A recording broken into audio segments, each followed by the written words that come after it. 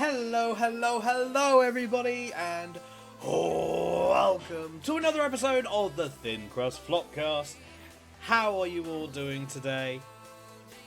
Oh. Hello. You didn't catch me this time, bitch. No, I was expecting it. No, I literally, the next song came on. Hello, everybody. Welcome to the Pizza Owen podcast. Damn it. Damn it. I've caught you literally over the past few times. I know. That's great because that's the first thing people hear when they actually go and watch the Flopcast on YouTube.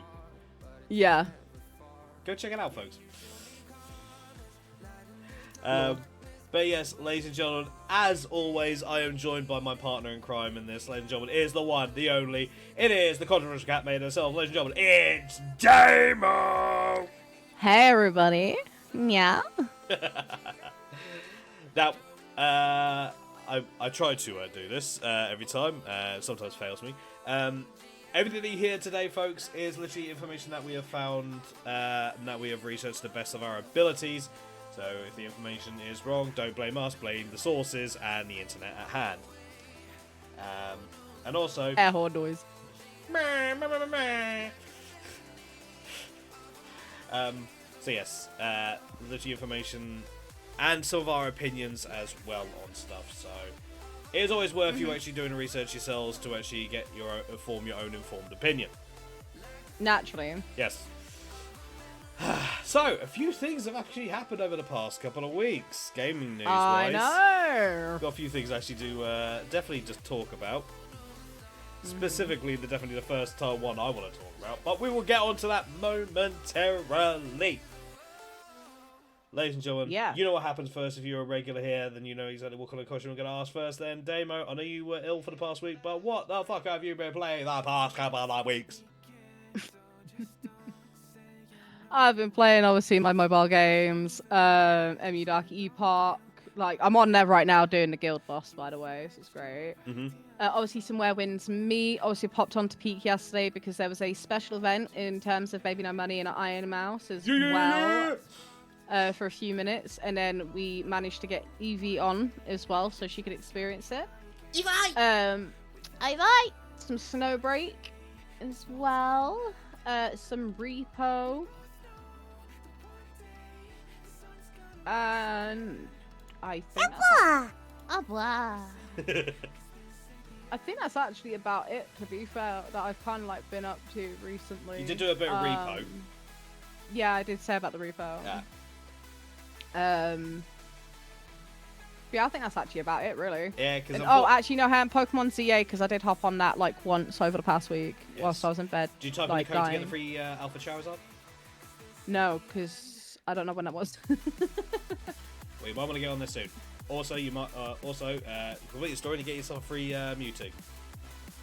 Alright. And I still need to complete the story and stuff, so I'll make sure, like, see if my Switch is charged enough for me to do it. And then I'll put the code in and stuff, so it's not too bad. But yeah, what about you? What have you been up to? Oh man, I've been up to a lot. A fair amount of Pokemon. Obviously, been taking on the new Legends DLC. Obviously, those who paid attention to Saturday and Sunday, a lot of Grandia 2. Twitch were able to finally beat that. Yes! Also, been on Fire Emblem 3 Houses as well, just kind of grinding out some of the money so I can actually just like pay for characters' levels to actually be up with mine, which is... I'm definitely probably going to get accused at this, but I'm not beating the accusations on this one. My character is level 41, while everyone else is 25, and I think the highest one is 30. So yeah, I'm not beating any accusations of over leveling.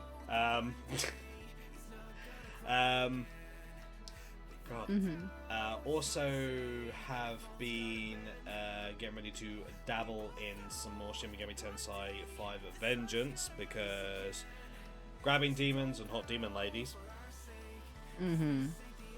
Because I've also been jumping on a few mobile games myself.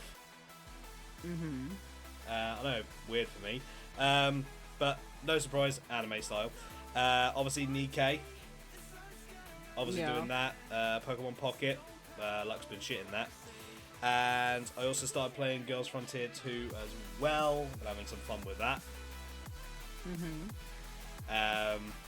Only found out about them due to one certain clip where one of the characters for their outfit literally just starts getting on the pole. Okay. Yeah. Then looked into the gameplay of it. I went, this could be fun. And I've actually got some pretty cool characters too. So. Nice. Also been getting ready, testing out a game for possible stream, Tomba 2, a game from the PS2 era that they just brought over on the Switch and PlayStation. I got literally just today, so yay! Oh man, obviously I've also been on Where Winds Meet as well. Raising funds for the guild to try and keep it afloat, as well as obviously taking on bosses to build up my gear, as well as doing some other stuff on there too. And to which Kane also gave me some a new outfit as well. Cheers, bud. And he also gave me a new mount as well. No, you know the running animation one? Yeah, he gave me that. Yeah, I was thinking about getting it for you. But, Yeah, I'd already gotten Ivy, the horse. Even though it wasn't the horse that she wanted, but she still appreciated it, bless her. Yeah, Kane gifted me that. And then I got then the outfit, because it was, reduced down to, 60. Fair. Oh, man, what else I've been up to? Oh, God. Obviously, Marvel Rivals almost had an immense losing streak the other night. Oh. Took literally about it was 3.5 hours before we got our first win. So that was fun. But obviously doing some more metaphor as well. Yeah. Because been having fun on that. Fortunately, I've not been over-leveling on that one, because I'm actually taking my time with that one. Shooketh. Although, if I feel that I'm going too slow in the game, don't be surprised if I end stream one day and the next time I get back on it, I'm like, hey guys, so I may have played it off stream. Ends up level 50 and I'm still in a level 20 area. I'll say this though, I was on the boat earlier, obviously, I sent you a message because I got really excited to it. On it, for it sort of thing. So there's this boat, right, in Where Winds Meet. It is one of the most expensive items you can get in the fucking game. It is ridiculous, how expensive it is. But they have this thing, I think with everyone, I agree with everybody else. I'm pretty sure it's a fucking dev that, does this event for this boat, right? So I go on there, and somebody did.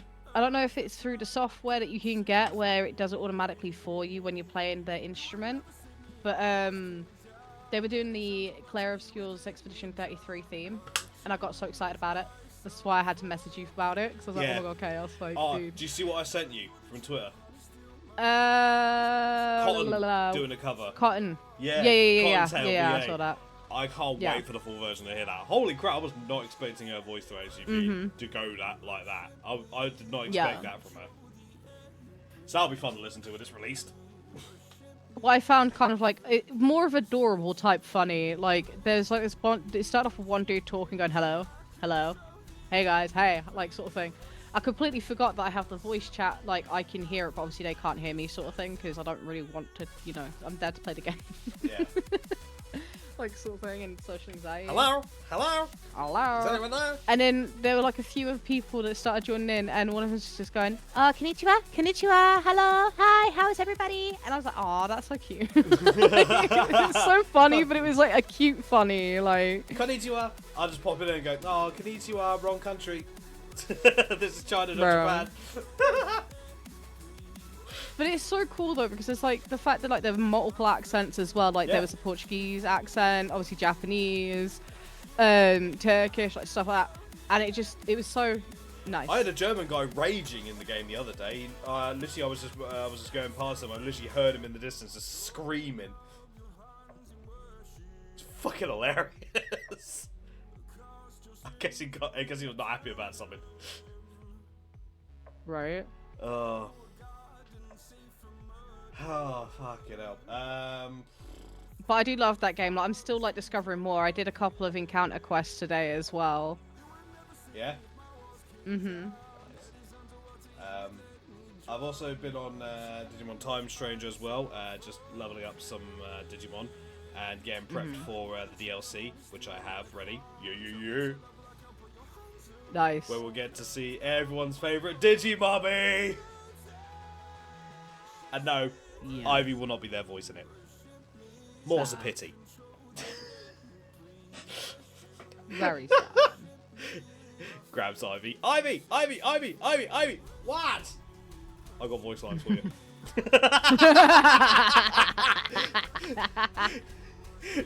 Oh, really? I thought I was done with her. Not yet. Not yet. Sorry. Oh. But yeah, that's pretty much kind of what I've been up to, really. Obviously, I'm taking some pics, and post them in various places from the games. But yeah. With that being said, though, folks, I think we should get into the newsy news. Yeah, we can get into the newsy news now. So, ladies and gentlemen, it is award season time, and most recently we just had the Game Awards. Yeah. With some surprising wins, and yeah, I'm just going to basically list off all the each category and what was in that category and what won. Because some of you might actually be surprised. I want to talk about some of these choices as well. Yeah. So, start off, player's voice. Okay. The options for that one was Expedition 33, Dispatch, Genshin Impact, Hollow Knight Silksong, and Wuthering Waves. And the winner for that was Wuthering Waves. Yeah. Now, a few things to say in regards of gacha games being in the player voice, because they tend to bribe the fan base. Yeah, I did hear about a bit of a bribe situation. Which, I'll admit, for a game like, for gacha games, there's technically nothing wrong with them doing that. It's essentially encouraging their player base to actually vote. Which is fair, I guess. Like, technically, there's nothing stopping them from doing that. For a game like, for gacha games, technically, it's an incentive, you know? Which, again, I don't entirely have an issue with, because technically it's in their wheelhouse to do that, to give incentive to do stuff. So why not give incentive also for when it comes to award shows? Now, I know a lot of people aren't happy about it. Yeah. I honestly, I don't entirely see anything wrong with it, because they're not, because essentially all it was there was more players of Wuthering Waves than any other game, and that's why that one won. Yeah. So, is it kind of dirty? Maybe, but at the same time, they bribed their own fan base, not anyone else's. Yeah. Yeah, exactly. So, you know, they like, it's an technically have opportunity done and they it. took it. It technically isn't dirty. It's like, it's encouraging people, which, again, is not wrong. Like, No. if you want to, like, if you're actually being serious about an awards, then you want to actually increase your chances. And how do you increase your chances? By making sure the player base actually goes ahead and votes for you. So, I will admit, I am, on that basis, I am surprised, and also not at the same time, that Wuthering Waves beat Genshin on that one. Yeah. But then again, a lot more people have stopped playing Genshin than anything else. Although apparently, from what I've been hearing, Genshin's actually getting good again. It's not dirty, but feels dirty. Yeah, exactly. Like. But that's the thing. Sometimes dirty does feel good. French.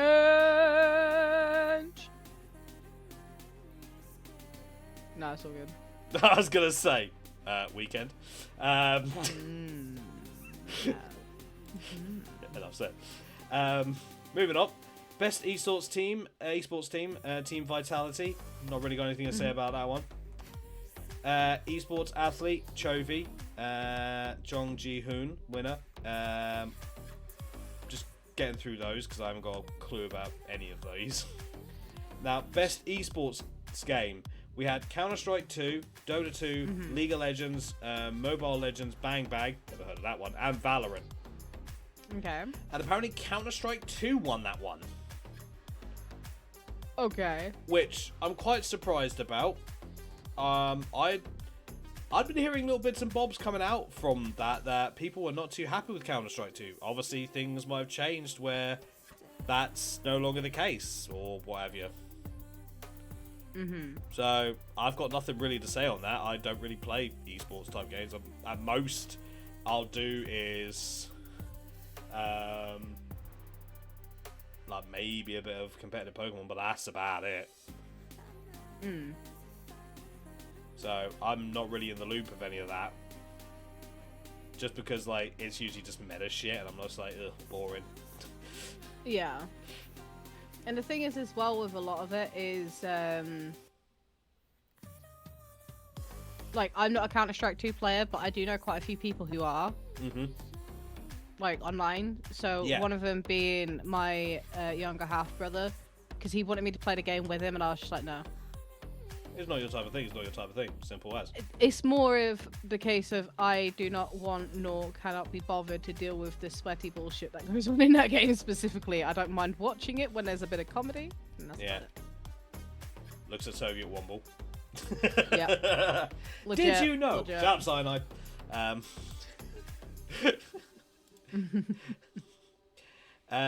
Yeah, moving on. Content Creator of the Year. Cedril, apologies if I'm pronouncing that one wrong. Kai Sinet, Moist Critical, Sakura Miko, and The Burnt Peanut. Moist Critical winning that one.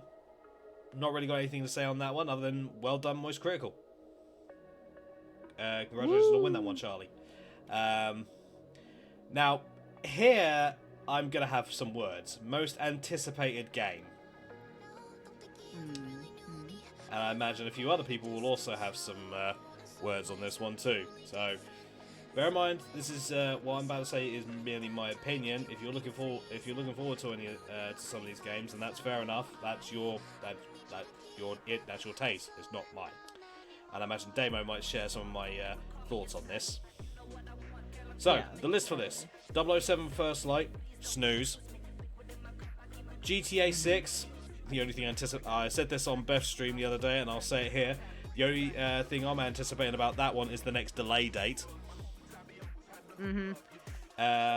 Marvel's Wolverine. I'm looking forward to that one because it's made by the same people that did the most recent Spider-Man games.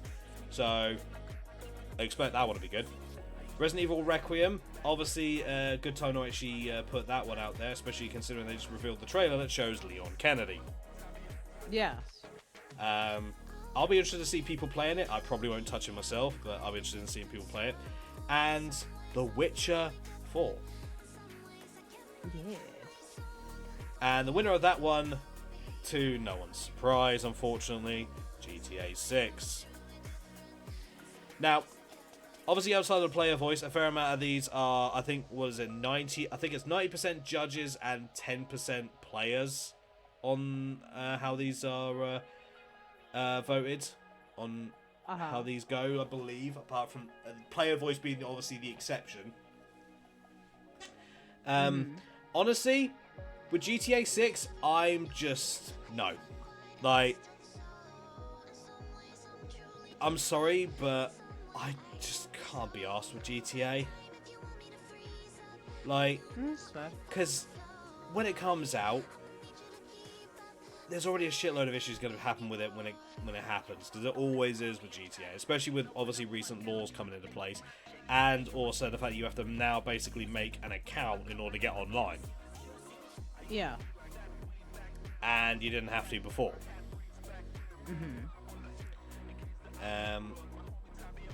Honestly, I think I can see why Marvel's Wolverine didn't win, but I would have thought Resident Evil or The Witcher would have. Yeah, like, to be fair, like with Resident Evil Requiem and like The Witcher, because of like how well known they are as well, and how much is actually kind of like, or in a sense, lack thereof, you know, for the anticipation. The anticipation has always been strong. Yeah. For both of them. Like, those I generally feel should have won. Like one of those two, like Resi or Resident Evil or The Witcher 4, should have won that. Clear as day. They should have won that. I generally don't know why they think GTA is the most anticipated. The only thing we're anticipating is, as I literally said, is literally their next delay date from when they delay the game again. Because people thought, oh, they're going to be delayed to later on this year. Nope, fucking completely a year late, over a year and a half later. Jeez, honestly. So it's like, I question the choice on that one. If you're looking forward to GTA, then fair enough. I'm not one of them. Like, I would have, as I said, I would have preferred Marvel's Wolverine, Resident Evil, or The Witcher. 007 had no chance. I'm just going to say this, 007 had no chance. The fact that it was even nominated is a surprise. Yeah. So, on to Best Adaptation. This surprised me. Not the nominations, what won. So, we have Minecraft movie, Devil May Cry, Splinter Cell Death Watch. Didn't even know there was a Splinter Cell adaptation. Last of Us Season 2, and Until Dawn. The Last of Us Season 2 won that one. And I'm kind of surprised at that one, because I've heard some people say that Season 2 isn't as good as Season 1. Yeah, but remember as well what happens, like, in The Last of Us Part 2, though. Unfortunately, yes. Yeah. Like, the unfortunate of that one. Honestly, I would have thought, generally, the reason why I say it was a surprise is, honestly, I thought Minecraft movie would have won that. I was kind of, in a way, like, hoping for Until Dawn. Now, I know it's going to be a very, like, you know, unpopular opinion, and that's fine. I'm entitled to my opinion, as is everybody else. I actually enjoyed the movie, yeah, but the thing is, the way that they did it was as if it was a bit of a, to an extent, a prequel to the actual movie, but modernized. Yeah. Because if you actually watch the credit cutscene, right, it goes on to then showing the characters from the game. Yeah. I'd heard that. And I really enjoyed it. Until Dawn movie was hot garbo, though. But again, that's your opinion. I actually enjoyed it because it kind of showed a little bit about the lore. And I understand, like, where people don't like it because it's not exactly like the game. But you've got to think, like, how many adaptations have we got on, whether it's to do with games, movies, and stuff like that, being hot garbage? I mean, come on. Like, some of them are really good because they're absolute dog shit. Yeah. Like, they become B movies on that basis then. Like, they become, like, they're so bad they're good. Like, I get that. Yeah. Yeah, no, I think you can understand that why I generally thought that, because of its popularity, I thought Minecraft movie would have won. 100%. Like, it, yeah. The fact that it didn't win was a surprise. Like, I honestly didn't think Devil May Cry would win, because I've not actually watched the new animated series yet. I've heard it's really, really good. Yeah. I didn't even know there was actually an adaptation of Splinter Cell, and I'd only heard little bits and bobs about the Until Dawn. I'd not actually watched the movie myself. I'd play the game, but that's about as far as my knowledge went on that one. Yeah. So, yeah. So, best multiplayer. So we had Ark Raiders, Battlefield 6, Elden Ring Night Reign, Peak, and Split Fiction, with the winner being Ark Raiders. Now, I can kind of see why that won to a certain extent, because there's more people playing at a minute. Even though I generally think it's just polished PUBG with AI in it. Yeah, pretty much. I think Battlefield, like, I'm surprised that I will say in the nominations, I'm surprised that Call of Duty wasn't in this. considering that's usually one of the big multiplayers of the year when that comes out. Elden Ring Night Reign, the fact it's been out as long as it has, I'm surprised that probably wasn't close. Peak, I can kind of understand why that didn't win, because it's, despite the amount of people playing it and having fun with it, it's not like as big as like the shooters. Yeah. Unfortunately. Split Fiction, again, good game. Unfortunately, not one of those ones that I would have imagined. The fact they got nominated is the fact I personally think it's a good step forward for games like that. Elden Ring Night Reign, I got nothing really to say on it. To be honest, like, you guys know how I feel about Elden Ring after my last Elden Ring stream. But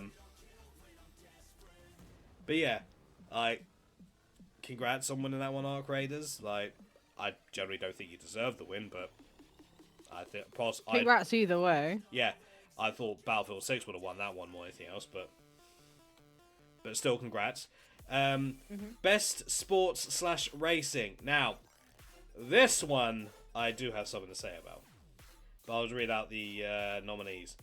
EA Sports FC 26, Formula 1 25, Mario Kart World, Rematch, and Sonic Racing Cross Worlds. Mario Kart World won this one. I think that's kind of bullshit, if you ask me. I think Sonic Racing is actually far better in terms of price and gameplay, because I actually have heard more good things about Sonic Racing than I have Mario Kart World. I see more people playing and enjoying Sonic Racing than Mario Kart World. So, I kind of think that's Nintendo kind of grasping at straws on that one. Possibly. Just my own personal opinion on that one. I think like that was kind of bullshit. But that's all I can really say on that one. EA Sports, EA the football game, yeah, no chance of that winning. Same with Formula 1, no chance. But then again, when it comes to sports / there's a reason why there's not a sports and there's racing categories. Because there's not that many these days. No, not like really. most games literally have like sports or racing built in them now. Best sim / strategy: Final Fantasy Tactics, the Ivalice Chronicles, Jurassic World Evolution 3, Sid Meier's Civilization 7, Tempest Rising, The Altars, and 2 Point Museum. Final Fantasy Tactics won that one. Yay. Nothing really to say on that one.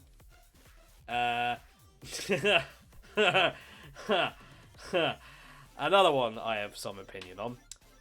Best family game: Oh boy. Donkey Kong Bonanza, Lego Party, Lego Voyagers, Mario Kart World, Sonic Racing Cross Worlds, and Split Fiction. Now, I'll ask this to you, Damo, as well as everyone else who's watching this. How many people have you seen playing or talking about Donkey Kong Bonanza? None. Literally. I've maybe seen 1 or 2 people playing it on stream. I've not seen many people playing it. I've not heard I know people that own the Switch 2, and I've asked them, and they've not touched it. They've thought about getting it later on. But Donkey Kong Bonanza won. Fuck no. How? That's what I want to know. How? How in the fuck? How did that win? Honestly, I would have thought Mario Kart World would have beaten that one. Honestly, I was genuinely, like, I voted for Split Fiction because obviously Ivy and I played it and we had so much fun. I voted for Sonic Racing because I intend to get in that game at some point because I want to, because I honestly I think it's actually fun. It was memory of Sonic Riders back on the PS2. Yeah. But Split Fiction also, I was split between the two because I like watching people play Split Fiction, and obviously Sonic Racing, obviously my opinion. No way thought that Donkey Kong. We sat here and actually went myself, Damo and Beth, we actually sat here when we went through my votes as well, and you saw me. I generally believe that Donkey Kong Bonanza would have no chance. I thought it would have no chance, and yet it still won. Yeah. And again, how? Honestly, that felt like Nintendo had paid them for that one. Yeah, it does, doesn't it? It feels like it was a bit dirty them doing it. Yeah.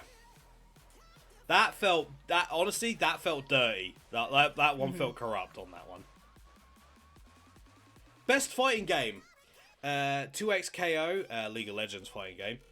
That is still in beta. That's not actually out yet. Yeah, a lot of people are playing it because everyone basically is given access to everyone for early access. Capcom Fighting Collection 2, Fatal Fury, Sea of the Wolves, Mortal Kombat Legacy Collection, and Virtual Fighter 5 Revo World Stage. There wasn't really much in the way of fighting games, obviously, apart from collections that came out, obviously, to celebrate some stuff. And the winner was, I believe, Fatal Fury, Sea of the Wolves, because it's not actually said where I'm at. But I think it was Fatal Fury, Sea of the Wolves, which is fair. I never played any Fatal Fury games, so well done. I've not really got anything to say. I'm probably going to at some point maybe play Mortal Kombat Legacy Collections, because it's literally got all the old school Mortal Kombat games, once they fixed it, because there's a load of buggy stuff with it. Capcom Fighting Collection 2, again, I'll get that at some point. And 2XKO, I will probably get that maybe when it's cheaper. That's fair. So, as a fighting game guy, that's about as far as I can say on that one. There's not really much in the way of fighting games, because usually it's dominated by the likes of Street Fighter and Tekken and stuff like that. Because most fighting games that are there is about off beta. Oh, I know it's about to come off of the beta. I wasn't sure if it was because I know they've basically announced it's coming over to console soon. So that's about as far as I know about that one. I've not really kept up on that one because it's League of Legends. And League of Legends, no, apart from just a couple of the characters and some of the artwork, that's about as far as my knowledge goes. But yeah. So, moving on. Best RPG. I know some people were actually excited for this one. Avowed, Expedition 33, Kingdom Come Deliverance 2, Monster Hunter Wilds, and The Outer Worlds 2. Okay. Now, as much as I love Monster Hunter Wilds and I've had fun with it, I don't think it deserves to win. But the winner was Expedition 33. Expedition 33, obviously a very good game for a small studio that was not expecting the game to become as big as it was. So, well done on that one. I know Damo's played it and enjoyed it. Bess played it and enjoyed it. And I will hopefully at some point be playing it on stream and enjoying it myself. Fuck yeah. Do it. No, that's not an if, that's a when. So yeah. Moving on. Best action / adventure. Death Stranding 2 on the beach, Ghost of Yotei, Hollow Knight Silk Song, Indiana Jones and the Great Circle, and Split Fiction. With the winner being Silk Song, to no one's surprise on that one. Naturally. Silk Song actually obviously taken the world by storm with the amount with the fact that a game that's actually done that well is actually that cheap. Like to put it in UK prices, it is 16 quid. Fucking hell. And it's done that, and it's literally receiving the acclaim that it is. Jeez. Which proves you don't need a massive tag to make a great game. Nope. And funny thing is, Silk Song was originally actually meant to be DLC, but they scrapped that idea and made it into a full game. And it's probably, and I think they're glad they decided to do that. So, next up, best action game. Don't know why this is on here, but Battlefield 6. Don't know why, that's more of a shooting, not action, but anyway. Doom: The Dark Ages, Hades 2, Ninja Gaiden 4, and Shinobi Art of Vengeance. Hades 2 being the winner on that one. Anyone that played the original Hades is basically that. So I've not really got anything to say on it. I've not played any of those. So congratulations, Hades 2. I know a lot of people have been going nuts, and some kind of people obviously thirsting over the gods that appear to help you, like they did in the original Hades. Ooh. Best VR/AR: Alien: Rogue Incursion, Arcane Age, Ghost Town, Marvel's Deadpool VR, and The Midnight Walk. Where Midnight Walk is the winner on that one. Best mobile game. Now this is where it gets interesting. Destiny Rising, Persona 5 The Phantom X, Sonic Rumble, Uma Musume, and Wuthering Waves, with Uma Musume winning outright. Mm-hmm. And a funny thing about Uma Musume, apparently the fan base and the devs and I believe a Japanese politician are actually pissed at Peter because Peter are trying to use a picture of a character from Uma Musume as apparently an attempted attack of abuse on horses. That the game/anime is basically abusing horses. Yeah, if anyone actually looks at people playing the game, or even at least sees the anime at least for 5 seconds, you'll know that's not the case. Mm-hmm. But then again, it's Peter. What do you expect? They have always had a tendency of going over the top and basically talking out their ass. Look at the Pokemon game they made to try. Look at the Pokemon adaptation game they made to try and get people to leave Pokemon. Mm-hmm. So nothing I can say on that one. Best debut indie game: Blueprints, Expedition 33, Despult, apologies for that one, and Dispatch. Expedition 33 winning that one. Again, nothing I can really say. I don't know about Blueprints, but I've seen Dispatch, and Dispatch is actually pretty good. I can definitely see it not having won the award on that one, considering Expedition 33 actually is just a really good game. Now, this one, honestly, I could have seen it going a multitude of ways. But best independent game: Absolem, Ball X Pit, Blueprints, Expedition 33, Hades 2, and Silk Song. So there's 3 winners in that on that one. So I could have seen it gone, honestly, either to Silk Song or Expedition 33, with the winner being Expedition 33. Honestly, the fact that the list for independent games is actually bigger than some of these other lists, other categories, honestly, I think it's absolutely grand. I think it's great. Because it's showing there's more really good independent titles coming out. Yeah. But yeah. Now, I know Damo will be happy on this one. Mm-hmm. Best community support. Yeah! So, No Man's Sky, which I'm surprised, but not at the same time, considering the resurgence of No Man's Sky and how they managed to turn the game around. Helldivers 2, again, they managed to turn that game around after PlayStation's fuck up at the beginning of the year. Fortnite, Final Fantasy 14, and Baldur's Gate 3, with the winner being Baldur's Gate 3. Hell yeah. I don't need to say anything in regards to Baldur's Gate 3 winning that one, considering obviously the support, obviously, that the game has from the community, as well as from this channel and Damos as well. It is an absolutely fantastic game and actually well deserving of its credentials. Yes.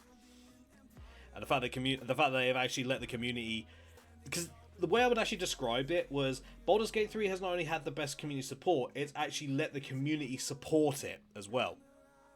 With obviously opening up mods to not just PC but also console. Yeah.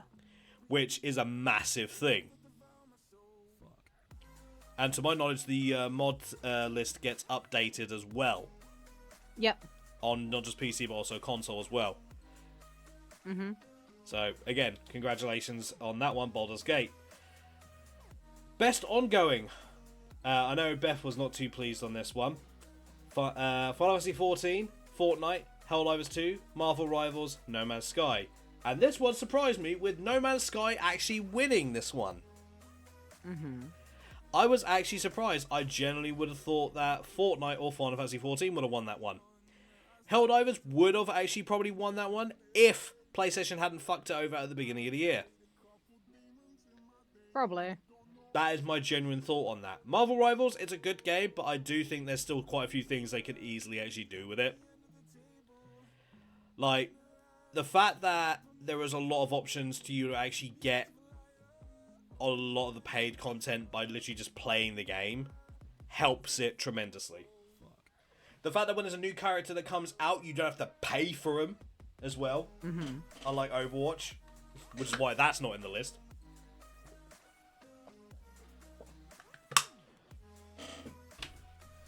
And the fact also is, like, Marvel Rivals, honestly, is actually just kind of stupid fun in some aspects.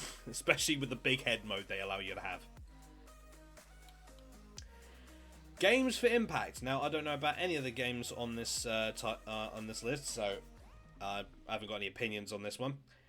Consume Me, Despolts, Lost Records, Bloom and Rage, South of Midnight, and Wonder Stop, with South of Midnight winning that one. Innovation in accessibility. Assassin's Creed Shadows, no chance. Atomfall, Doom the Dark Ages, Esports FC 26, and South of Midnight, with Doom the Dark Ages winning. Don't see on that one, but whatevs. Not really anything I can say on that one other than Assassin's Creed Shadows. I'm surprised you even got nominated.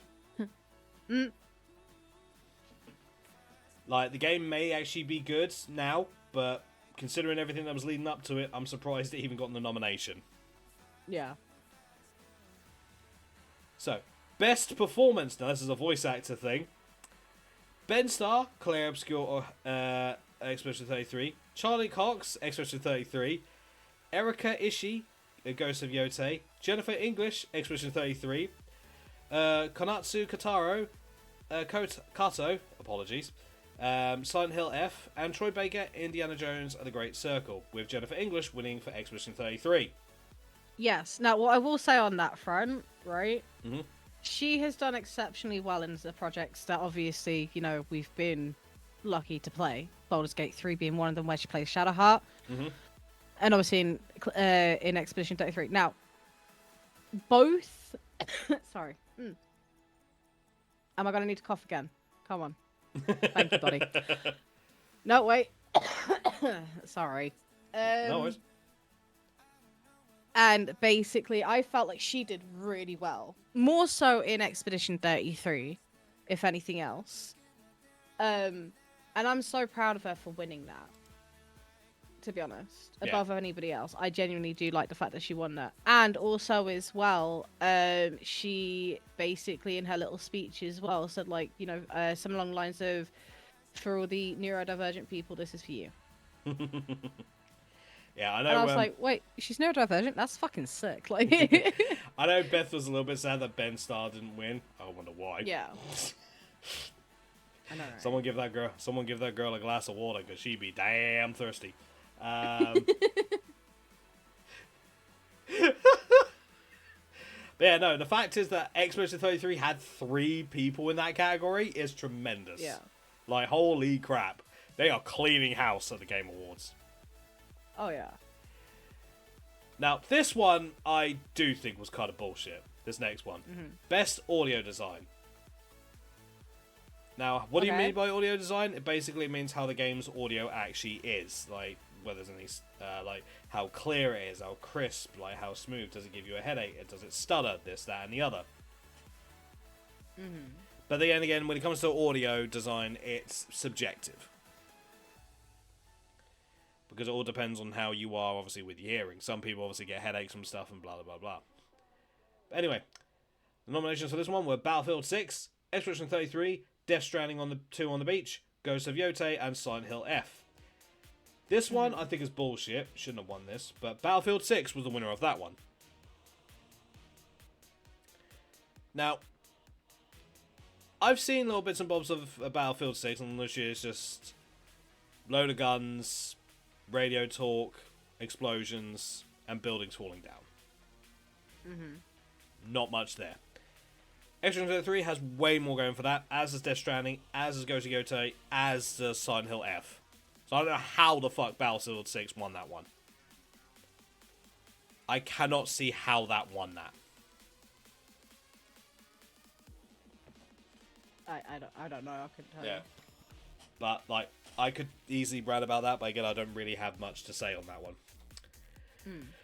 Now, best score and music: Christopher Larkin, Hollow Knight, Silksong; Darren Korb, Hades 2; Lorraine Testard, apologies if I butchered your name, Expedition 33; Toma Otoa, Ghost of Yotei; and Woodkid and Ludwig Forsell, Death Stranding 2 on the Beach, with the winner being Expedition 33 with best score and music. No surprise on that one.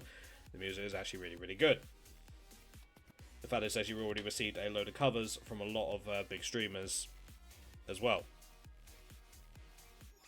Iron Mouse obviously being one of them that we watched recently.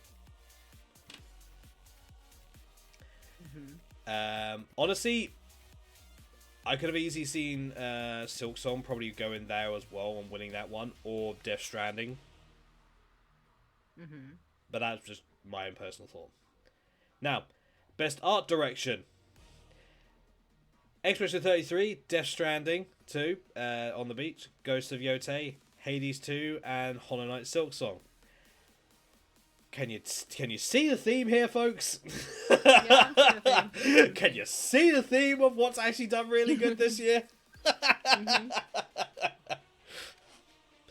With the winner of Best Art Direction going to Expedition 33, no surprise. Best Narrative: Expedition 33, Death Stranding 2 on the Beach, Ghost of Yotei, Kingdom Come Deliverance 2, and Silent Hill F. Narrative going to Expedition 33. Yeah, if it wasn't obvious that they kind of cleaned house before, it kind of is now. Best Game Direction: Expedition 33, Death Stranding 2, Ghost of Yotei, Hades 2, and Split Fiction. Now, I will say, I'm surprised Split Fiction has had as many nominations as it's had. No, I'm not knocking the game for it. I'm just surprised that it's actually been nominated as much as it has. I'm surprised the amount of people that have actually enjoyed this game. And the fact that it's been enough to actually be nominated for awards as well. That is something that I'm actually very surprised about. Hades 2, I believe it's not fully out yet. I believe it's close. Ghost of Yotei, again, could easily go. I've not seen anyone play it yet, so I have no input on that one. And Death Stranding 2, it's walking simulator. It's a Kojima game. It is what you expect. With the winner of Best Game Direction going to Expedition 33 again. Now, the big one. The award for Game of the Year. The one that a lot of people want to see. And a lot of people, and this actually brings up a lot of controversy in various conversations, as well as professional and personal, on what people believe is their personal Game of the Year. And the nominees for that one are Expedition 33, Death Stranding 2 on the Beach, Donkey Kong Bonanza, Hades 2, Hollow Knight Silksong, and Kingdom Come Deliverance. I'll say this, like I did earlier with Donkey Kong Bonanza, I generally don't think this one had even a chance of winning that one. Yeah. I generally believe it did not have a chance. But the winner for Game of the Year goes to Expedition 33. With I think it was a total of 9 awards in total that Expedition 33 got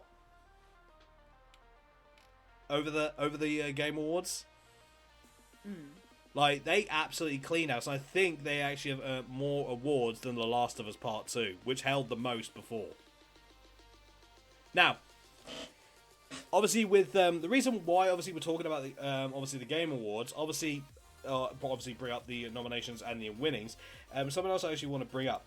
I have actually seen some people actually saying, "Oh, it's no surprise that a Western title actually wins all these awards, whereas a Japanese title, it doesn't win anything." These people are talking out their ass. Oh yeah. You know what I'm saying? If their argument actually stood, Silent Hill F wouldn't have actually even been nominated as much as it was. Death Stranding 2 wouldn't have been nominated as much as it was.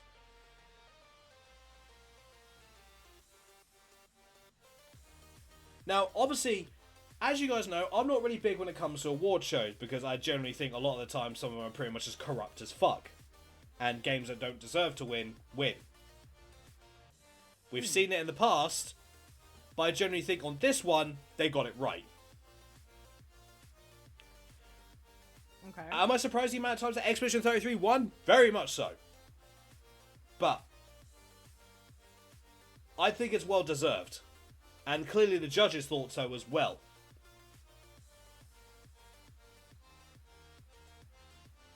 If people aren't happy with award shows and how people get awards, or what people get awards, then it's a simple case of, if you don't like the award shows, don't watch them. Because you have your own opinion. That's just by a panel of judges. And only a few of the general populace's voice. I don't watch award shows because it's just like, It's just not my thing. Obviously, it's clear that people thought that those games were worth enough actual recognition. Silent Hill F, obviously, I do believe is actually worth recognition. The fact it was actually nominated, because notice how also a lot of games, even if they don't win, they'll say they were nominated still. That's still a big achievement. So do not take anything away from those that didn't win. Don't take anything away from Death Stranding. Don't take anything away from Silent Hill F. Don't take anything away from Sonic or any of the other games that didn't win that probably should have. The fact is, they still have earned their marks with the community. They have actually done very well, all things considered. Considering this year, in some cases, some people would actually say this year for games, we were stacked for choices. It has been a stacked year for games. With obviously the gaming community being very up and down in regards of game companies' choices, which we have covered across the entire year. So, if you hear someone say, "Oh, this one didn't deserve to win," that's fair. Don't get angry. That's just their opinion. Everyone's allowed to have their opinion, especially when it comes to what they personally feel. Because at the end of the day, remember one thing. Because I think that's one thing I think a lot of people keep forgetting. These are games.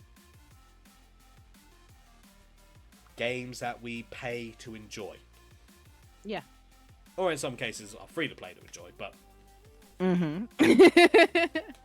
That's beside the point. But still, like, if you like, your own game, the games that you play, you like the games that you like to play. That's fair. That's your opinion, and that's all right. Yeah, like me personally, I generally feel that my game of the year, or at least the game that I enjoyed the most this year, Digimon Time Stranger. That's fair. That's the game I've actually most enjoyed this year. That's come out this year. If I'm going to talk about a game that's actually come out this year that I've played. That I've enjoyed the most, I'll have to go with Final Fantasy 16 because that one actually made me cry. That's valid. Yeah. But we're talking about games that come out this year.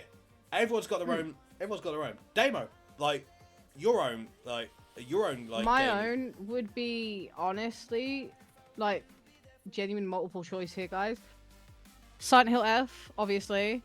Because I've actually been having a lot of fun with that, even if it's been confusing as shit, or like, I don't know, likes to cause a delay in the stream. Yeah. Everyone's got their own choice, everyone's got their own opinion. Don't get mad at people's opinions. Hell, like even Bloom and Rage, I thoroughly enjoyed that. Did I stream it? Fuck no. Should I probably at some point? Yeah, probably. But the fact is, I do have games that I just like playing off stream. Yeah. And Bloom and Rage was one of them. And when I can sit here and actually, like, literally sit here and say to you, if you haven't played it, Give it a And crack. you know, those type of games are your kind of games too. Give it a crack. Yeah. I'm glad I came across it. And you know, it's also made by the same people who made Life is Strange. I believe the first one, Yeah. Deck 9. Yeah, I believe so. Kane, screw the rules. Yeah, I know, that's why I laughed. Screw the rules. I have money. My name's Seto Kaiba. Yes. Yeah, nah. Like, at the end of the day, like, as again, everyone's entitled to their own opinion. People should not be getting as mad as they have been. Like, it's been nuts. Like, award show season always is like a sketchy time. Yeah. Like, and I will maintain this. I generally don't think The Last of Us Part 2 shouldn't have won as many as it did. That's fair. Considering the amount of people that literally played it and would literally look like uninstall midway through. Mm-hmm. Yeah. I generally but that's my own opinion. Yeah. And honestly, if anyone has a different opinion, I'm more than happy to listen to your reason why. Because I might learn something that I wasn't aware of before. Just because someone has a different opinion to you doesn't mean they're wrong. It just might mean they know something that you don't. Yeah. Same as you might know something they don't. So maybe less of the flapping of the gums and more using your ears and your brain. And you'll be surprised how much more happier you'll be. You're not wrong on that front, now. Honestly. I mean, I can't exactly say much considering literally run a podcast, but I know, right? Like, God, how can we? Like, how dare we say such things? I know, right? How dare we have an opinion that is not negative on the internet? I know, right? Like, All that matters, 33 won most of the awards. Yeah, and to be fair, Yeah, exactly. well deserved. Yeah. But yeah, I took up quite a bit on that one. So, Damo, Yes. how about we take some funny ones? All right. So there's two. Should we do them both as one because it's the same thing, pretty Yeah. much? Yeah. Okay. So this one, thanks to my beautiful, amazing boyfriend, Thank you for hydrate. Killer. Syntax. And yes, thank you for the hydrate. I don't have a drink currently. Sorry. I will hydrate afterwards, though. I promise. Yeah. From the hub, you know the hub. Time. Orange tube. Mm-hmm. Yes. Well, this is from both of them from the Game Bible. The first one, the Hub Year in Review reveals video game characters people love searching for. Yep. Uh-oh, it's that time again. The biggest Yep. day in the Gooning calendar. Pornhub has launched its 2025 Year in Review, revealing the most pleasurable games and characters of the year. It's also officially the one day of the year HR won't be straight over to my desk because I accessed the Hub. This year's list of most gooned over video game characters is unsurprisingly predominantly female. Le gasp. There is a new victor, though. If that's the right word, I doubt topping. Ha. This. I love the wording of this article. My brain just literally went, hold on a second. Yeah, you're trying to be careful on how you word this, aren't you? I'm just reading it straight from the article. This list is something devs yearn for when they create these iconic characters. I'm pretty sure. But hey, you never know. Chun-Li has been dethroned. Last year's winner was Street Fighter's Chun-Li, who has now fallen to third place. Lara Croft remains in second, with Overwatch's Diva holding on to the fourth place spot. The new People's Champion, though, is Final Fantasy's Tifa, which I think is pretty expected given her enormous assets. Well, We all remember that infamous Tifa statue yeah. Well, that dominated the internet in 2020. I'll put my little 2 cents on this quick. I generally think the recent remakes of Final Fantasy VII have actually done Tifa's design and her appeal much better than they did originally. Oh, 100%. The world has goon. The world has come full yeah. circle. Ayy. But Yeah, honestly, I know, right? I'm not surprised. Like, Tifa, I'm again not surprised. We knew it was going to happen eventually. I'm surprised to take. Honestly, I'm surprised to take it that long. And I will say this, folks: you can't have a go at us for covering something like this, because literally in the early days of the Flopcast, we spoke about there's actually a nude mod for the first Final Fantasy VII remake, and we made a joke that we still even do to this day of Seth off. Massive cock. So yes. Yes, exactly. Do not have a go at us for this, because this is literally the type of shit that we actually do cover, because this shit is funny. Yeah, exactly. Well, anyway, rounding out the top 10, we have Resident Evil's Ada Wong and Lady Dimitrescu in 5th and 6th place, respectively, followed by Nier Automata's 2B in 7th, League of Legends Jinx in 8th, Overwatch's Widowmaker in 9th, and Fortnite's Ruby in 10th place. Yeah. I'm somewhat alarmed that Genshin Impact's Slime landed in 14th place. Aren't they just blobs of goo? What is wrong with you people?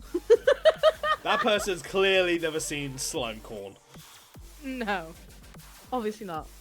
Cyberpunk 2077 Pan Am fared pretty well this year, raising 17 places, as did God of War's Freya, climbing up to the rankings by 13 places.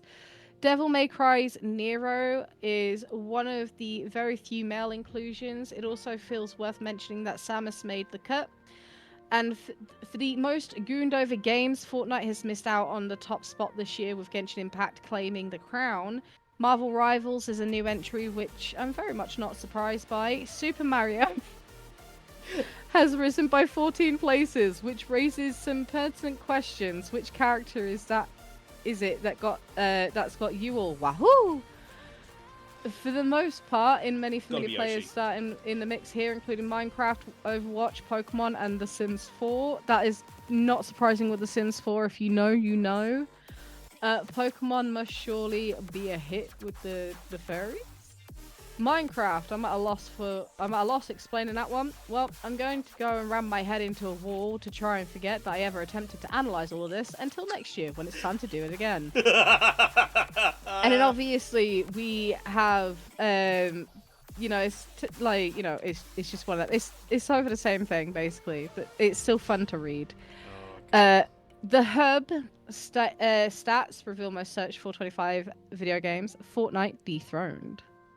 Wicked Whims go crazy. Yeah, Wicked Whims do go crazy, especially if you have it on the high, the highest settings on that. Honestly, it goes fucking weird. And Genshin, yeah, some of the characters. Oh boy. Yes. Beto, so, gone you. It's that time again. Forget Spotify Wrapped, forget Discord and YouTube and whatever other Wrapped has been released this year. It's time for the big guns. The Hub Wrapped. Do not worry, I don't think there's a list personalized for you specifically, but instead the Hub has put together 2025 year in review, which features a very extensive list of the world's goonography, is what I'm gonna say. Look, we can't risk saying the actual word sometimes, okay? So it's the goonography now, okay? How about habits throughout the year. Including video game character searches. As 2025 draws to a close, our annual year in review opens a unique window to the ever-evolving desires, curiosities, and cultural obsessions shaping our world. The official blog post reads, "This year's data goes beyond the performers and categories." I did. That captivated the most viewers, shining a light on emerging trends, international shifts, and unexpected spikes in search behavior that transformed the adult landscape. You may be wondering if you clicked off Gaming Bible by mistake. No, you have not. However, we can relate gaming to this brand new hub wrapped, as in one category, you will find video games and characters. As the casual or the more hardcore goon watchers will know, many of our favorite video games and their characters are often featured often in cosplay. As a result, users can search for video games and characters that they like to see, making some more popular than others, allowing the hub to release which video game was the most searched for during 2025. In previous years, Fortnite has reigned the supreme, which makes sense considering many different characters from across various media forms are depicted in game. I'm sorry, I'm sorry, just wants to text for in chat. Goodography, go hard as a word. Yeah. So, in terms of games, the most searched for video games is Genshin Impact, Fortnite, Minecraft, Overwatch, Pokemon, Marvel Rivals, The Sims 4, GTA 5, Resident Evil, Cyberpunk 2077, Valorant, League of Legends, Skyrim, Mortal Kombat, Street Fighter, Atomic Heart, Final Fantasy, Super Mario, Call of Duty, Fallout, Baldur's Gate 3, Nier Automata, The Witcher, Apex Legends, Among Us, God of War, Tomb Raider, Mass Effect, One Piece, and Red Dead Redemption. I can understand a lot of those choices. Yeah. So yeah, there's now a new leader. It literally says a new leader beats off the competition. Beating Fortnite by a hair, the beloved gacha game is now in the lead, and with well over 100 playable characters in its roster, it is no surprise that Genshin Impact is hard competition. The popularity of Fortnite has been dethroned. For 5 years, Fortnite remained the most searched for video games. Yeah, because, Chun-Li from Fortnite and Cammy from Fortnite. Yeah. But in 2025, it is now Genshin Impact in first and Fortnite down one spot to second. We could discuss the fact that Genshin Impact features a lot of characters who just happen to, yeah. If you're going going into Among Us, you'll go into anything. I mean, yeah. Yeah, pretty much, honestly. If people are actually willing to go into those little fucking things, then they'll probably be... Yeah. I'm sorry, if anyone's willing to go into the Among Us guys, then you're probably willing to go into the things from Repo. Probably. Not me personally, but probably.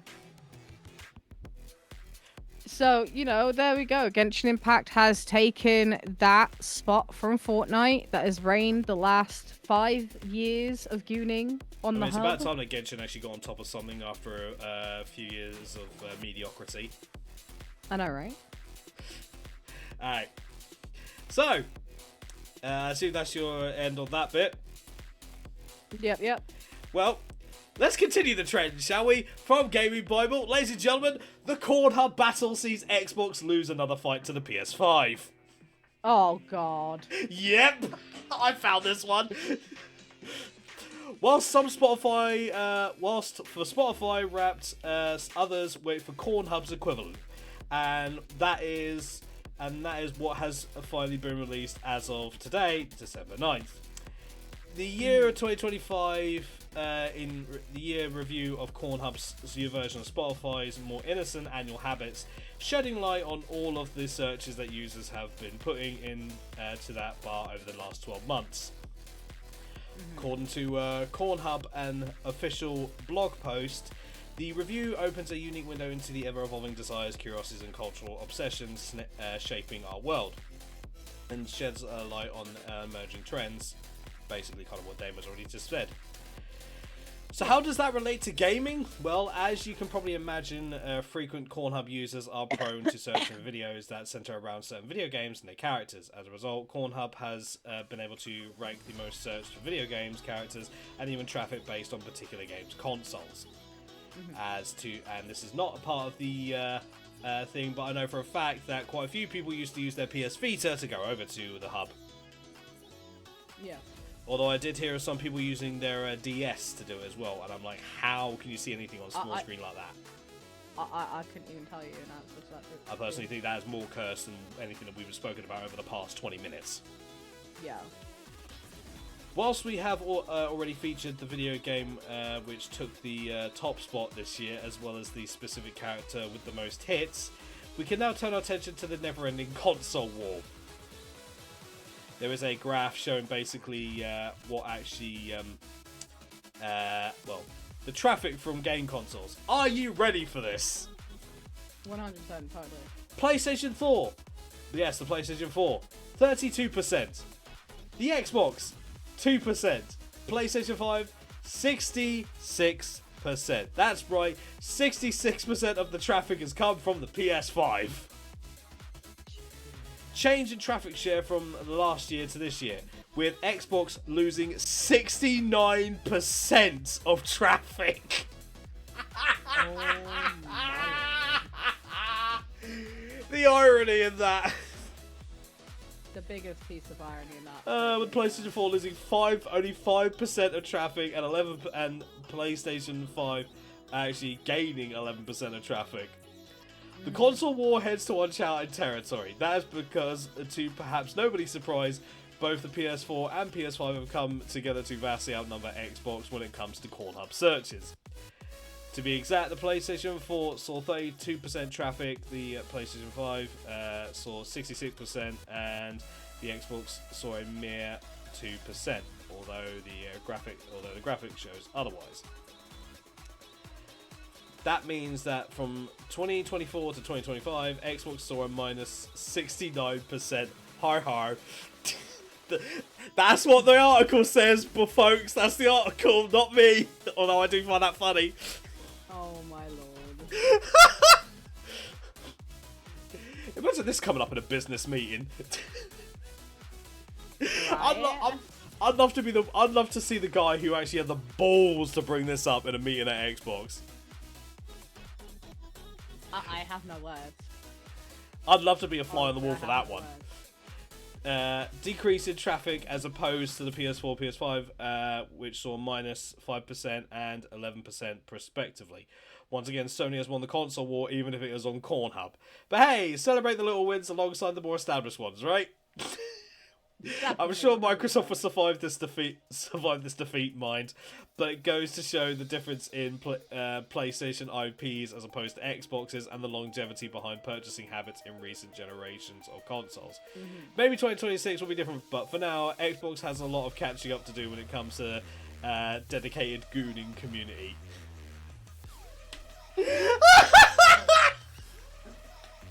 So there you have it. Some of the most listened to songs, others have their most searched video game characters on a corn site. Variety is the spice of life and all that. Honestly, man. Oh my god. Oh my god, that's just fucking funny, dude. I have no words. Genuinely, I have no words. Oh, Jesus Christ. Any of those. I'm sorry, but that's just fucking funny. Oh, don't get me wrong, it is. It genuinely is. But at the same time, it's just... It's goonography at its finest. Yes, it's goonography at its finest, everybody. Oh, could you imagine going to university to study goonography? There's people out there that have. Probably. Oh, God. I'm sorry, that just tickled my taste buds through and through, that has. I thought you were going to say that tickled your pickle. God, no. Honestly. Oh, fucking hell. That's just... Like, legit though. Like, what the fuck that is. Alright, Damo. Yes. Here we go. Right. Whoa. Yeah. So... Yes, this one. Right, cool. This one's from GamesRadar.com. New Claire's Obscure Expedition 33 update is seemingly full of references to JRPG influences like Persona, Xenoblade, and Final Fantasy.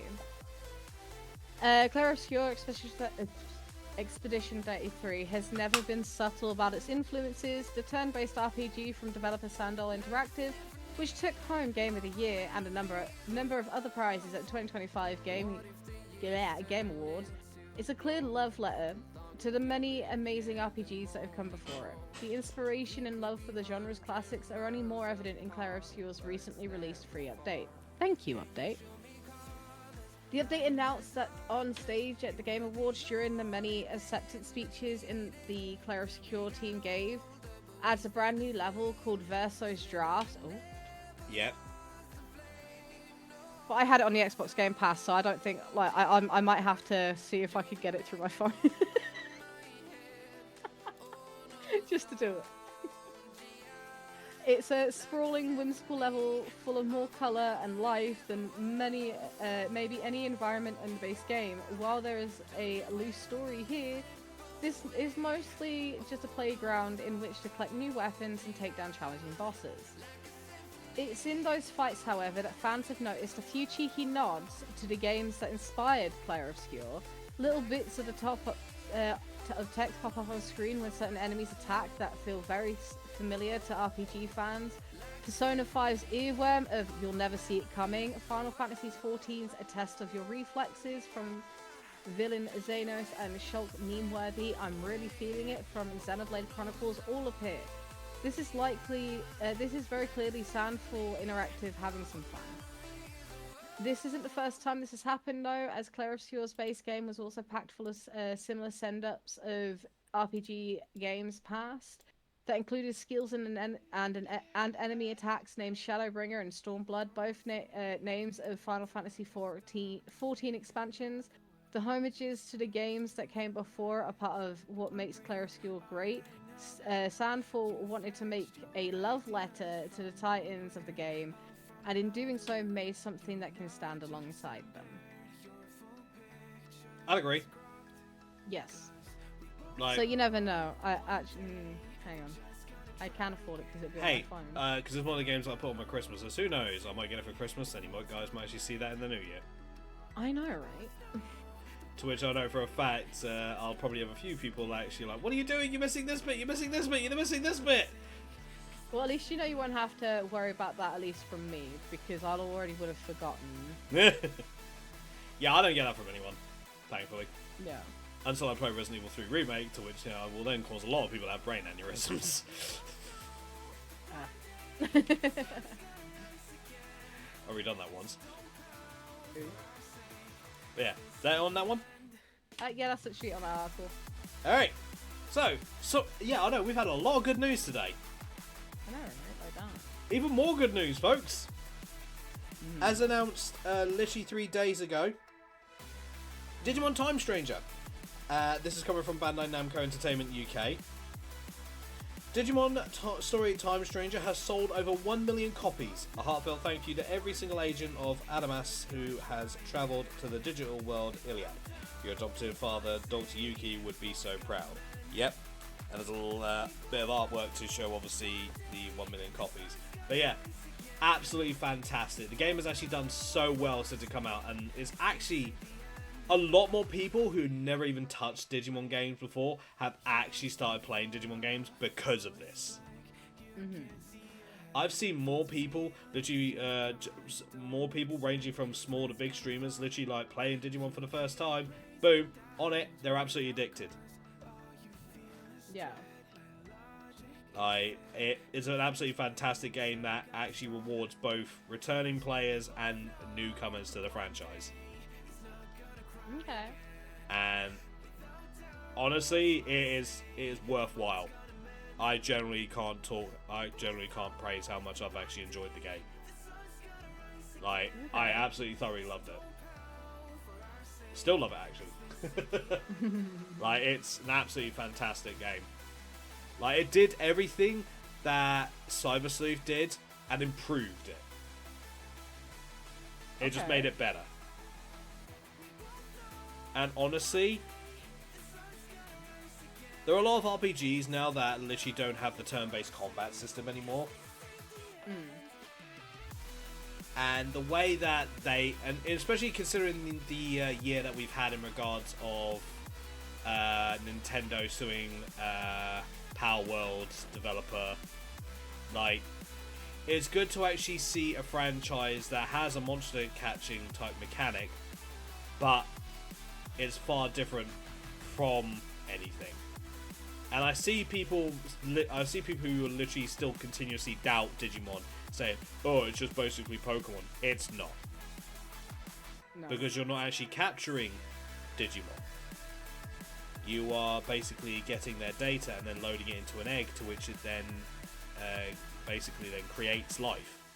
You're actually giving more life to Digimon. then taken away. And the reason why Nintendo has not tried to sue Digimon is because they can't, because there's nothing actually there infringing on any of their property. Because Digimon also actually is a much darker story than Pokemon has actually been willing to tackle in either the show or the game for years. And honestly, I can't wait to actually do my next run on it, on Time Stranger. My next run will be the higher difficulty run. Nice. I mean, granted, I've got already about 6 Digimon at the ready to tackle that one that are at max stats. Because I've seen what the baby Digimon have, like 6,000 each in the stats. Yeah. And that's fucking nuts. So if you're not prepared... You better get your ass prepared as well. If you're not prepared, you'll go get your ass clapped. The Digimon in a higher difficulty, I've been sent pictures. Yeah, those Digimon will end up making you look as cheeked up as Venom is in Marvel Rivals. And trust me, that boy be cheeked up. Like, how cheeked up are we talking? Suffice to say, he's got enough cake to actually put Greg's out of business. Fair. Look up the Venom gummy skin and you'll see what I mean.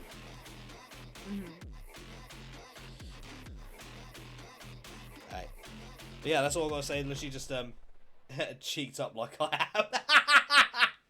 Oh my god. Syntax, I keep getting told by Kane and some others that I'm cheeked up to the nines too. So trust me, I get that. But yeah, Damo. Yep. So this was to do with Silent Hill F.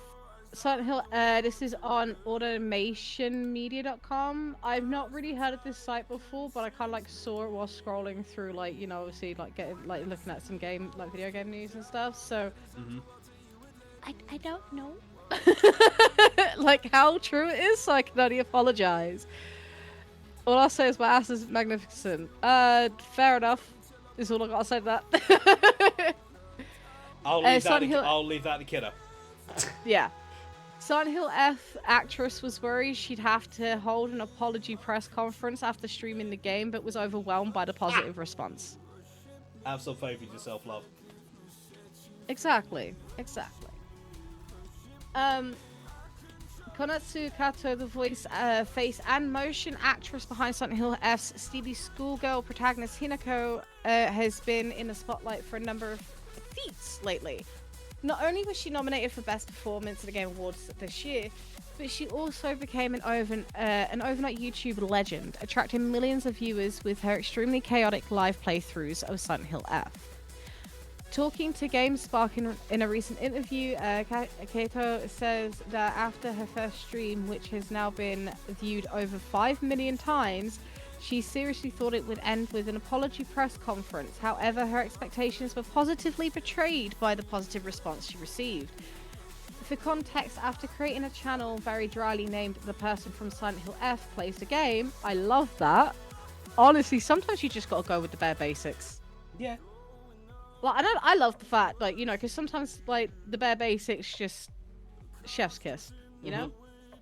Kato dove into the game as a complete beginner to both live streaming and gaming on a rented PS5 she had never touched in her life. This made for a clumsy yet incredibly charming stream as the actress struggled to find the DualSense's touchpad from right under her nose and unintentionally threw the funniest shade at both Sony and Konami's design choices. Oh god, that is fucking brilliant. At one point, she accidentally referred to the tens of thousands of viewers in her stream as my affirmative bots, something she uses as an affectionate term privately, and started apologizing profusely after realizing the implications of it when said online. Far from being offended, the people loved it and went, you know what? Yes, we are your bots. Which soon got established as something of a meme in the Japanese side of the fandom. She also severely underestimated the scope of modern games, assuming that she'd finished one full playthrough of Silent Hill F after finishing the game's first chapter. My darling. Oh, baby My girl. darling, I need to Baby girl. I need to give you a cuddle. Okay? We need to have a hug right there and a head pat for you. That is so sweet. Oh, baby girl. Baby girl. Like, God. Like, fucking hell. Bless your heart. Oh. I've beaten the game! I've beaten the game! Chapter 1. But despite her struggles to read a map and figure out Silent Hill F's puzzles, Kaito yeah. What? Struggle with puzzles and to read a map. I've actually done quite well, actually, thank you, on my Silent Hill F playthrough. Yeah, it's not like you've had Ven in your ear or anything. Well, no, but obviously Ven does try and, like, you know, just does actually let me get on with it until I can't take it anymore. So, you know, I've actually done quite well. Yeah. Proceeds to look back at your Silent Hill 2 playthrough and... Yeah. But despite her struggles to read a map and figure out Silent Hill F's puzzles, Kaito showed really fast growth, especially when it came to beating down enemies with her beloved... You need me back closer, this is better. You sounded very off in the distance. Oh, I don't know. When it came to beating down enemies with her beloved iron pipe and dodging attacks, getting to see this improvement in real time is probably part of what made her stream so popular. Next to her extremely screenshot-worthy facial expressions. Thankfully, the actress seems happy she decided to stream Silent Hill F, though she tells GameSpark that she originally didn't intend for it to become quite so big. So many people accepted me positively. I feel saved by the world. I want to shout, arigato. That's actually really sweet. That's really cute. I'm sorry, but it is. It is. Like, that is so, like, the fact that she's like, I feel safe by the world. I want to shout, arigato! It's nice when you see stuff like that. Like, I've seen the voice actress for Aerith in the Final Fantasy VII Remake play the Final Fantasy VII remakes. Yeah. And one of the scenes I keep seeing pop up for Return of the Reactions is when Aerith was climbing up the ladder in Remake, and the ladder broke, and you hear Aerith go, shit! She apparently was looking forward to that scene and seeing people react to that scene the most. Just because we never had that in the original. But the fact is, like, and this is the thing, it just goes to show, because at the end of the day, not everybody that, you know, does voice acting and the mocap and stuff like that for video games isn't necessarily a gamer, and sometimes that's the beauty of it. Yeah. You sometimes because it gives you a different way of thinking. You know, you think more, not so much more, but sometimes you tend to think a little bit outside the box if you're not a gamer. Yeah. You know? Which just makes it even more impressive when you see now the amount of streamers who are voice actors. Exactly. It surprises the crap out of me when I sit there and think about it. So obviously we got Arma Lee, we've got Vexoria, we got Sayu, like just to name a few. Obviously, Connor, CWA, like it's incredible, like how the world of streaming and mocap / voice acting is starting to blend together. Yeah. Like, it's a wonderful thing to see. Exactly. And I think the fact that the community literally gave her such a positive reaction is... I think it's actually a good thing. Yeah. Because obviously how this year's been with all the news has basically been about how bad like streaming communities have been, blah blah blah blah blah. It's nice to actually see stuff like that. It's moments like that where a person gets a community where the community actually loves their reactions to such an extent. It's like, it shows not everyone's a piece of shit and aiming to troll. Yeah, exactly. Like a certain Danish bastard, fuck off.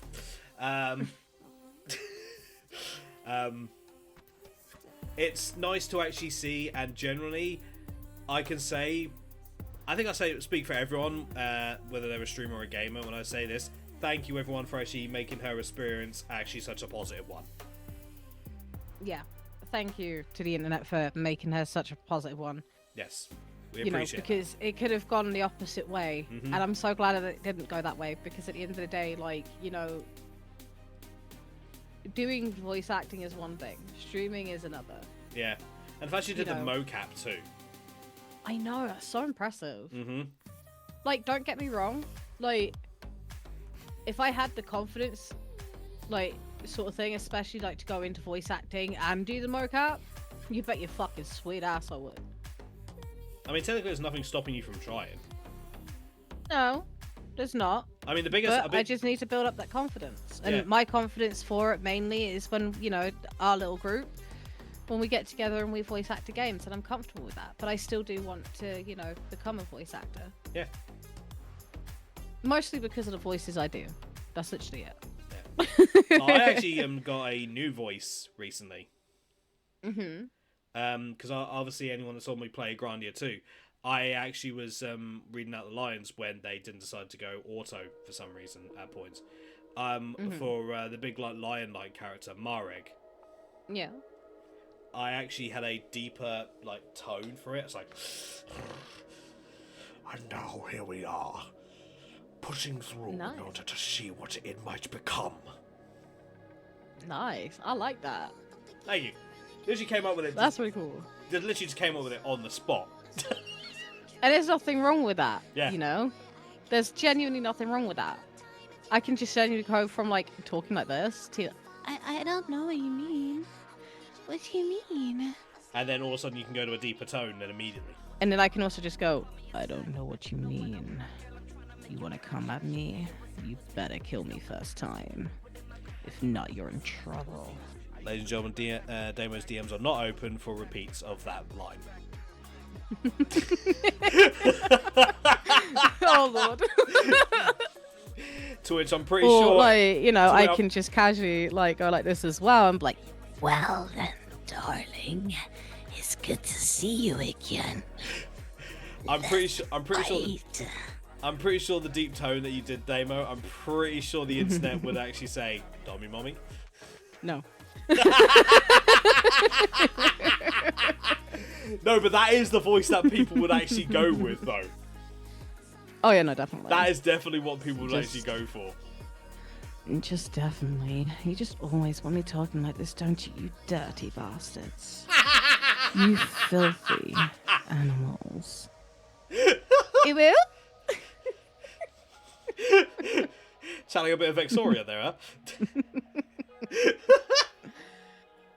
A little bit, yeah, but I wasn't thinking of Vexor at the time. I could tell there was a bit of inspiration there. Yeah, definitely. Definitely. And the thing is, it's not easy training your voice either. No. Like, at all. It is very much not easy. I have been lucky enough to be able to, you know, to have opportunities. Like, it's no surprise. I did, once upon a time, twice, used to be in a band, doing both actual singing vocals and then deathcore vocals as well, which has also helped in the aspiration of my voice become how it is and how diverse it can be. You can tell my voice is untrained because I literally just fucking do it. Like, to be fair, I've actually been doing all sorts of random voices since I was a kid, so... Hell, I used to... Same, but I'm just saying my experiences and the opportunities I have had in the past have helped that greatly. The whiplash is must what be I'm crazy, Damo. Honestly, it's just one of them. Like, the amount of times in tavern talk, coffee talk, at one point as well during one of the Digimon games, how much I've had to change my voice within split seconds because both my characters are on screen. I'm used to it. Yeah. To be honest, I'm very much used to that aspect of things and being able to get it done and, you know, do it how I do. Yeah. Alright. At first, yeah, the whiplash was crazy. Back when I was in school. I think we need to crack on because we're approaching 2 hours. Yes, I know. Alright. So, this is my last one. I've got one last one as well. This is from Eurogamer. The PS5 console exclusive action game Stellar Blade, no longer exclusive, did so well, Shift Up CEO received a presidential commendation for boosting the South Korean games industry. Okay. Which is fucking impressive. Shift Up CEO Hung Tae Kim received the Presidential Commendation at this year's Korean Content Awards for his contributions for the country's domestic video game industry. In particular, for the games Stellar Blade and Goddess of Victory Nikkei. Yeah! Yes, because both of those games were done by Shifter. According to Down, Kim accepted the award, stating, this presidential citation is thanks to the developers and the fans who believed and supported Shift Up. We will continue to do our best to further promote the competitiveness of Korean games on the global stage. If they're going to be as good as Nikkei and Stellar Blade, then hell yes. That's my own opinion. The Presidential Commendation is one of the most prestigious South Korean awards and is presented to those who have performed a distinguished service in bettering the country in some shape or form. Shift Up, which has contributed significantly to a surge in South Korean video game development, has received no respite from praise thanks to its recent work. Stellar Blade's popularity is no secret, with the game selling exceptionally well during its initial release on console as well as its eventual port to PC. The latter breaking records among similar releases on the platform. Shift Up is currently working on a sequel to the game following the stellar performance of the first. When Nikkei is a totally different beast, a mobile-based gacha shooter, the game surpassed $1 billion in revenue earlier this year during its Valentine's event. If you saw some of the outfits, you can understand why. It's featured crossovers from various other IPs, including Stellar Blade, Nier Automata, and even Neo Genesis Evangelion. Yep, and I got nearly all of those, just by literally playing the game. Stellar Blade is also due for a Switch 2 port release, with the port reportedly in development. When we'll see some big news for the series remains a mystery. But given the Stellar Blade sequel was aiming for a 2026 release, according to an investor presentation, it shouldn't be much longer. And that's a good thing, obviously. Like, considering like the amount of people that were trying to hate on Stellar Blade when it first came out, it's great to actually see that the game's actually kept going strong in its stride. And I'm happy to see the game actually do so well. I think it's a great game myself. It looks fantastic. Plays fantastic. Like, and I'm looking forward to seeing what... I need to beat the game still myself, but that's because I'm taking my time with it. And when I do, obviously I'll be looking forward to seeing the sequel. Demo? Yes, sorry. Just got distracted by a post. Anyway. So, my last one.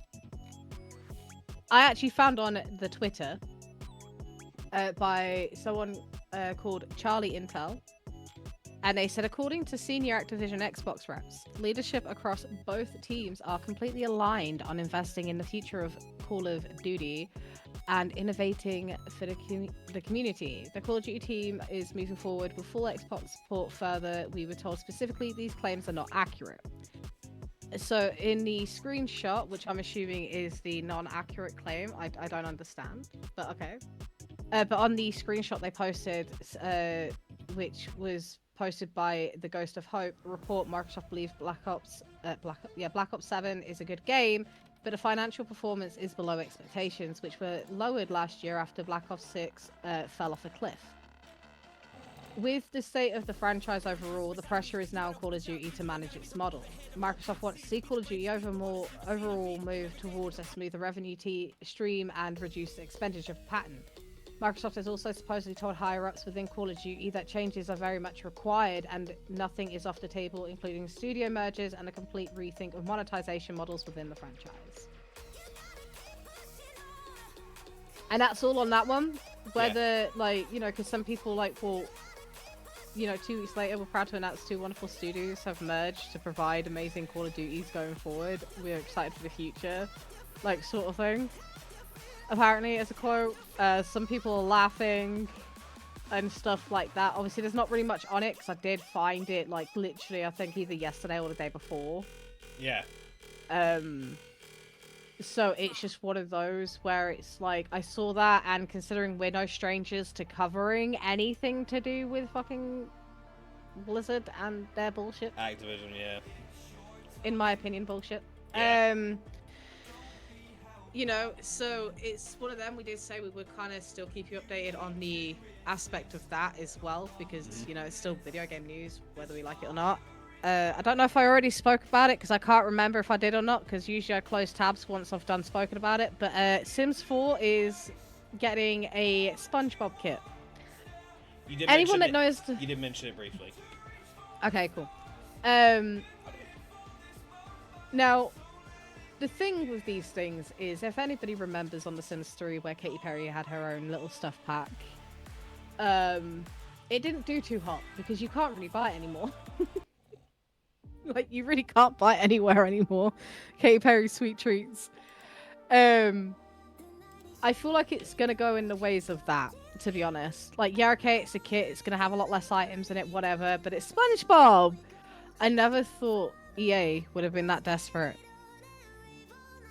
You do realise what company we're talking about, right? Yeah, I know, but, like, think of it. We've seen them desperate, but we've never seen them less desperate in terms of coming up with ideas for their games. Do I need to repeat myself? No, they've but not exactly. still. I'm sorry, but they've not exactly had a great year. No, they haven't. They really haven't. Obviously, you know, considering the news that we did, you know, the quite big news that we covered as well previously on the Flopcast. Obviously, I'm not gonna buy it because I just don't see a point. I've also kind of like been steering clear of Sims at the moment. Like, I think at the most I'll probably play like Sims 2 because I love Sims 2. Yeah. But I don't think I can continue on, like, in terms of giving them my money, because, one, that whole shebang of news, but also, come on. Yeah. Actually, like, sorry, I just it's ridiculous. I just found something, Damo, that actually kind of covers something that you posted in that you've not spoke about yet. Oh, okay. The Which Divinity one? stuff. Is it a screenshot? Yeah. So. Oh, yes! Yeah. Actually, can I quickly take this? Because I've got some info that has actually popped up. Yeah, so, go for it. This is obviously a screenshot that Damo had got. With Larian Studios, obviously, the people behind Baldur's Gate 3 are going to be working on Divinity, as those of you who watch the Game Awards. Now, I have had some information fall into my lap in regards of it. Now, they're not making Divinity 3. Apparently what they're doing is apparently they're going to be working on Divinity 2. Yeah. Which, a game is already out. Now, I've only found information that they're going to be working on number 2. I've not seen anything saying about number 3. So, it basically... Look, I know Divinity 2 is going to be receiving a load of stuff where it'll be updated for like the current gen consoles. Which, is, to be fair, is kind of needed for a while.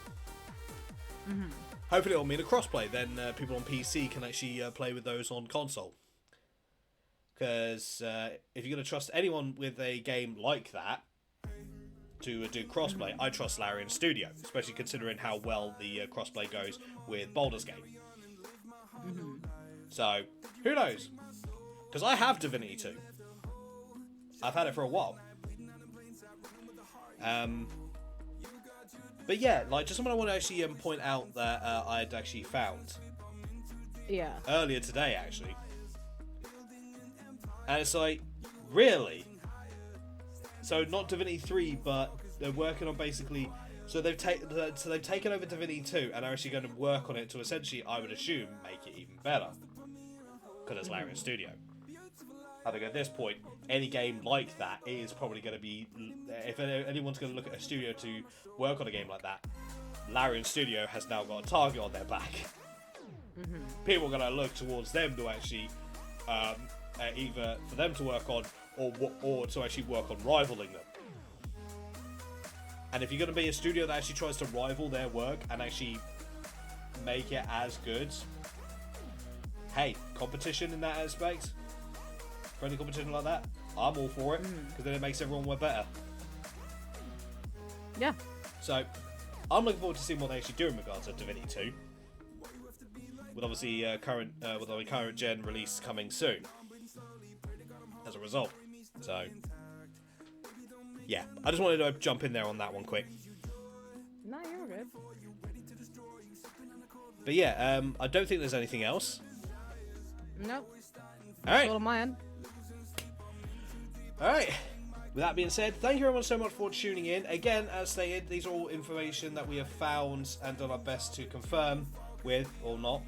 If there's any updates in regards to this information and you guys want to let us know about it, you can put it in the comments section, because remember, this is going to be uploaded on YouTube. Hi, YouTube. Hey. Don't ban me. Don't use your AI to fucking ban me, please, for the love of God. So, I actually want to take this time to announce, obviously, the next episode would have been on the 29th. Yeah.